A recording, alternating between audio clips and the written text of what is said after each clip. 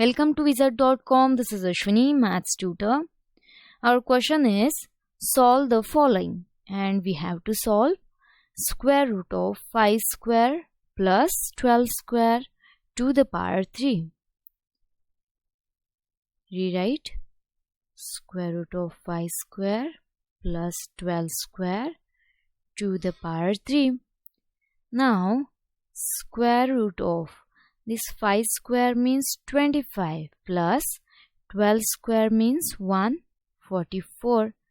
This is to the power 3. Now 25 plus 144 means 169. Square root of 169 means this 169 is 13 square.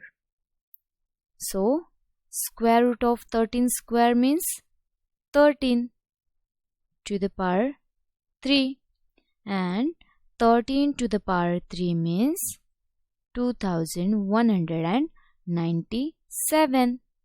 Hence square root of 5 square plus 12 square to the power 3 is 2197.